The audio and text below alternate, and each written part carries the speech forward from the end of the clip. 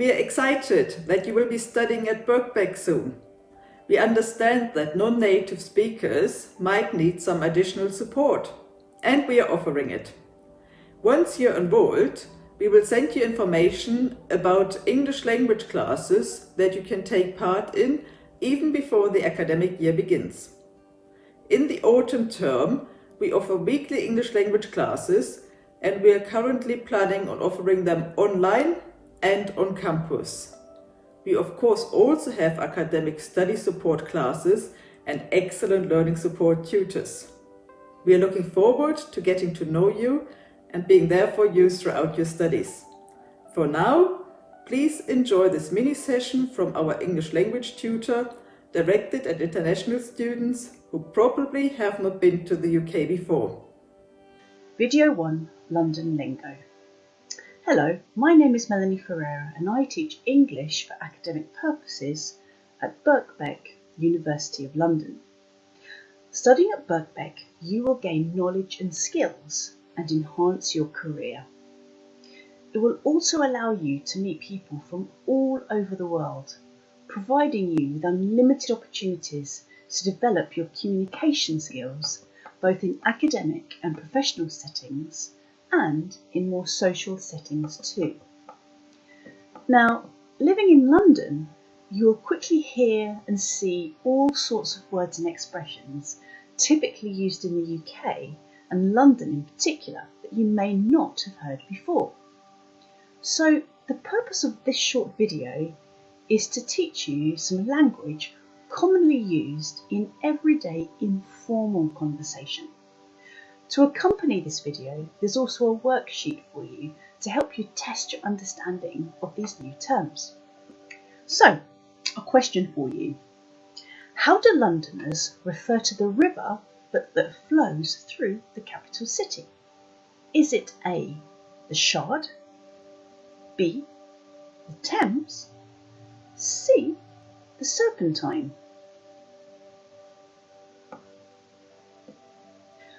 Well, the answer is the Thames. So, if someone asks you if you fancy a stroll along the Thames, they're asking if you would like to have a walk with them along the river that flows through London, the Thames. By the way, the Shard is the huge building that towers above all others, close to Tower Bridge to the south of the river. The Serpentine is a lake located in both Hyde Park and Kensington Gardens.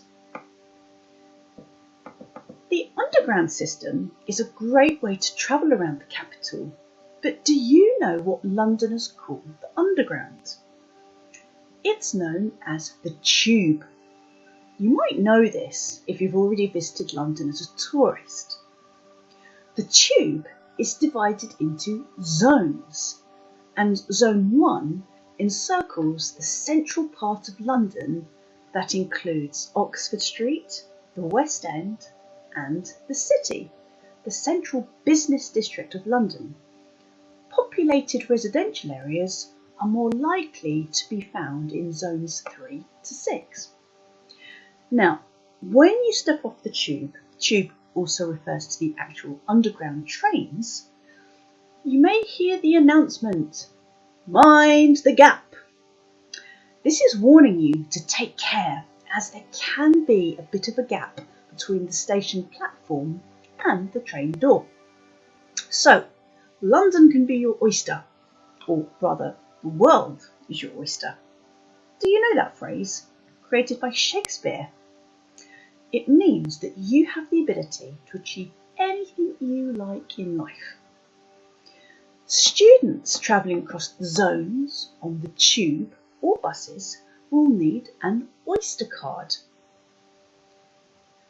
Full-time university students get a discount, by the way. The Oyster card is an electronic ticket allowing you to travel on the tube and buses, and which you can top up periodically.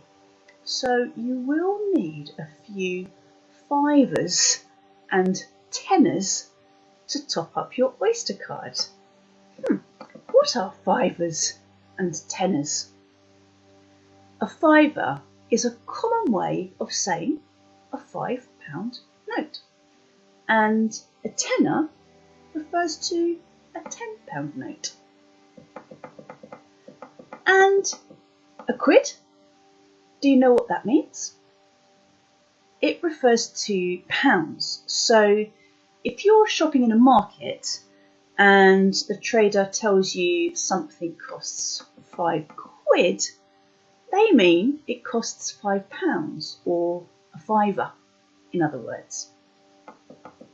Now, when out shopping, you might hear someone say to you, "Ta love," or "Thanks honey," or "Ta hun." Now that might feel a bit strange, being called love by a complete stranger, but it's a warm way of addressing someone even if you do not know them. Ta is a very informal way of saying thanks. You will also hear the term cheers, which is also informal and also means thanks. You might see this term in more semi-formal emails as well. Okay, let's look at some more informal words and phrases. Can you match the word to its definition?